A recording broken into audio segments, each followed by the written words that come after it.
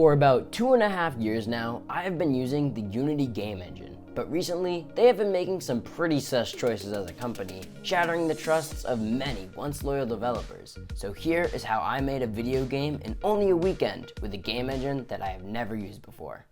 September 29th marked the start of the 54th Ludum Game Jam, where game developers have to make a game in 72 hours that fits the theme limited space. When learning a software as complex as a game engine, do you think it's a good idea to learn it in a weekend where you also have to use it to create a game? How about new? So just a quick little disclaimer. This definitely is not the way I would recommend learning a game engine, but it does make for one very tricky and very entertaining challenge. Because I have so much to do and such a small amount of time to do it in, you would expect me to start planning the game at 6 p.m. right after the theme was announced. And I certainly would do that if it wasn't for this above average sized curveball being thrown my way. You see, I kind of forgot to clear my schedule like I usually do for game jams. So on top of learning a brand new game engine and using it to make a game, I will also be very, very busy. This should be fun. Around 10:15 p.m. at night was when I first got the chance to start planning. The idea is to make a bullet hell game where the player has to dodge different types of dangers, all while the screen slowly shrinks, making it more difficult.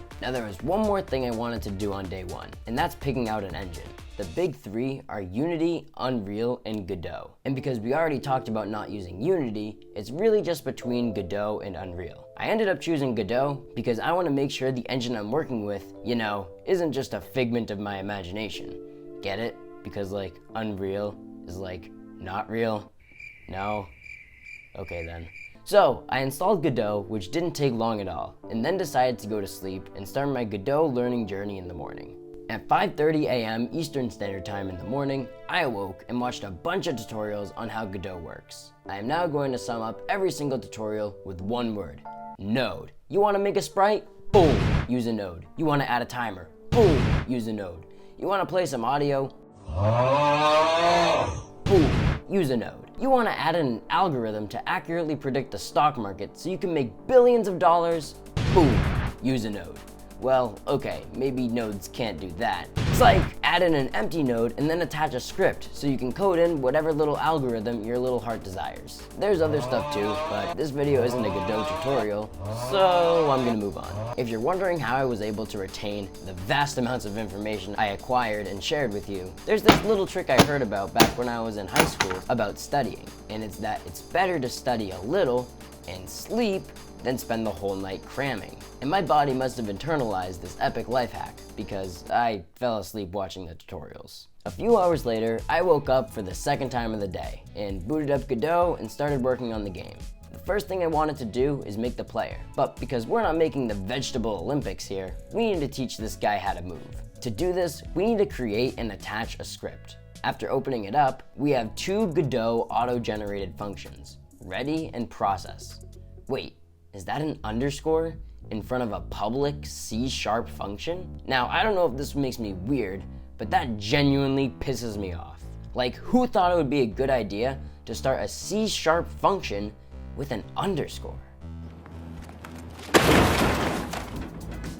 After regaining my composure and quickly building a new computer, I changed it a bit to make it something I'm a little bit more familiar with, and also hid that vomit-inducing site into a collapsed region. Next, I made a little hello world statement just to make sure everything was working right, and it was, so I quickly got into coding some movement. Well, I would've if I had time, but because I am a very busy man this weekend, I had other stuff to do for a while. So 5 hours later, I got to coding in some movement. It didn't take too long, because I've done it before using Unity, and because C# is C#, whether using Unity or Godot, it was more or less the same thing. I did, however, stumble upon another thing I don't really like about Godot: the units. In Unity, the units are meters. Kinda. They have an XY plane set up where 100 pixels represents a meter, and the best part about it is that the origin is in the center of the screen, where it should be. In Godot, there are no meters, and everything is focused on pixels. So they go by traditional screen pixel coordinates, where the origin is at the top left, and the Y coordinate gets larger the further down you go. Let that sink in. Increasing the value for Y makes you go down. Yeah. Now, I guess that makes sense if you're living in the Upside Down from Stranger Things, or Australia, but it's whack everywhere else. After that, I had the player clamped to the screen just like this, and all things considered, this seems like it would be a pretty easy thing to implement, and it definitely should have been, but no. If you remember from earlier, I mentioned that Godot has nodes. Well, you can group nodes together to make scenes, which are kind of like mega nodes. So right now, I have a scene for the player and a scene for the game, and I put the player scene inside of the game scene. Godot also has what's called the main scene, which is the scene that is initially run when the game is played. Back when I made my hello world statement and ran the game, I saw this message asking what kind of scene I want the main scene to be, and without thinking too hard, I just hit select current. And if you're noticing here, I am in the player scene, so every time I hit play, I was loading the player scene and not the game scene. It took literal hours to realize what the mistake was. I kept thinking there was something wrong with my code or I wasn't referencing the right node, but no, I just wasn't playing the right scene. After regaining my composure for the second time and quickly building another computer, I was gonna start making the screen shrink. And the way I coded the player getting clamped to the screen made this part super easy. I also made the walls bouncy to 1, make the game harder, and B, make sure the player doesn't get stuck to the walls when they're shrinking. It's about 30 minutes past 8 o'clock at night on day 2, and the player movement is now officially done. So if you can't tell, I am not making very good progress at all. I don't know about you, but I've never played a bullet hell game that doesn't have any bullets. It's a pretty defining part of the genre when you think about it. A little while later, I made some little bullets that ricochet off the walls. Making the bullets taught me about instantiating scenes, freeing nodes, and signals, which are all very big parts of Godot. Oh, and I also did some basic collision detection so we can damage the player when a bullet enters him. The last thing I did during day 2 was implementing a feature that realistically wasn't needed for the game at all: iframes. Now, contrary to what its name suggests, it isn't Apple's version of a high-tech picture frame, but rather an abbreviation for invincibility frames. This means after the player gets hit, there's a very short period of time where he's invincible, just to make sure enemies with certain attacks can't shred the player's health. With the way I handled damaging the player, the iframes were not needed at all, but I didn't realize that until later. When I woke up on day 3, I started making some more dangers for the player to dodge. I made lasers, homing rockets, and bombs. They were all pretty easy to do and very similar to the bullets, so I'm not going to elaborate on them anymore. Once all the dangers were in the game, I had them collide with each other, so if a player is skilled enough, he can lure a homing rocket into a bomb to, as they say, kill 2 birds with 1 bird. Unfortunately, after that, I got very busy again and had to stop working on the game for a while. We back, baby! So far, we have the player that can move around and dodge some stuff whilst the screen gets smaller and smaller. So it sounds like we're done. But there is one important gameplay feature that I didn't mention at the start: upgrades. I had a couple ideas on how I was going to go about doing this, but I eventually came up with this one. I will have some predetermined waves of dangers that I'll call sequences. And if the player survives a sequence, he'll be able to select one of 3 randomly chosen upgrades presented to him. So before we can start making the upgrades, we need to make the sequences. So for the remainder of day 3 and the start of day 4, I made a bunch of different sequences. I finished the sequences approximately 120 minutes prior to high noon, so now it's time to work on the upgrades. Oh, and I should probably mention that we only have about 8 hours left in the jam. So I went into Sprite and whipped up some sprites for the upgrades. As cool as it would be, this game is definitely not going to win any art awards, or Oscars, or Grammys, or Emmys,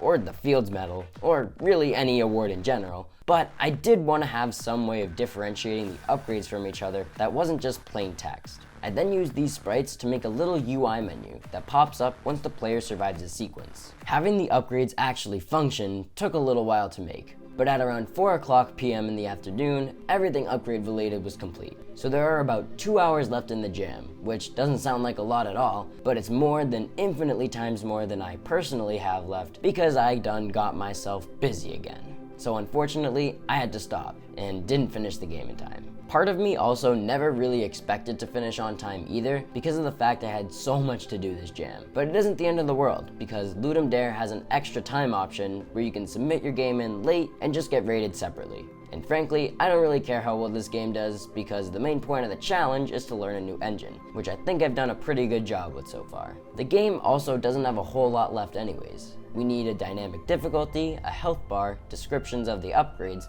a score counter, a better background, a main menu, a game over menu, music, and sound effects. And okay, maybe it does have a little bit more stuff, but some of it should be pretty easy to make. I'm gonna start with this dynamic difficulty feature I mentioned, and basically it just makes the game easier the worse off you're doing. It's a subtle way of ethically, psychologically manipulating your players by making them feel like they are better than they actually are. Next up is the health bar, and Godot makes this one pretty easy because of the texture progress bar node. After that, I wrote some descriptions under the selectable upgrades so the player knows what upgrade does what. Then I made a little score counter that just keeps counting up so the player has some gauge of how well they're doing. All easy stuff. Another thing I wanted to change about the game was how the background looked. The default Godot gray isn't too bad, but I had an idea of making the color periodically pulse. If we generate colors completely randomly, they will most likely be dull and boring. So we need a way of giving these colors a bit more pizzazz. So let me introduce you to a maybe new way of expressing colors, HSV. So HSV stands for hue, saturation, value, where hue is like the color of the color, saturation is like how much color is in the color,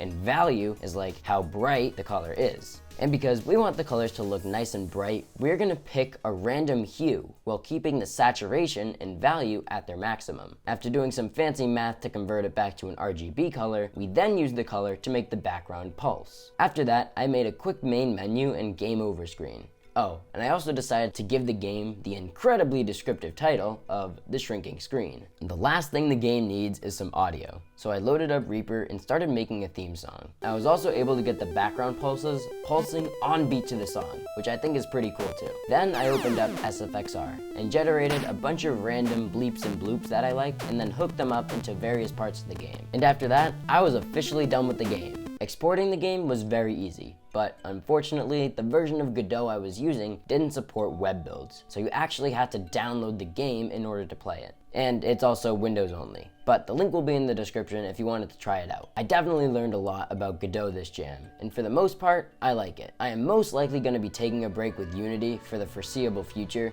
so I'm going to stick with Godot for a while. With that said, if you have any tips for Godot or big parts of the engine I didn't touch on, comment them down below to help me and all of the other ex-Unity devs out there. I might try Unreal soon too, but I highly doubt I'll try learning it with a game jam. Thank you so much for watching. If you want to see some more fun game jams, I've got just the playlist for you, amigo. And I also have a very exciting project I'm gonna start in the next video, so make sure you're subscribed with notifications turned on so you don't miss that. Thanks again. See you soon.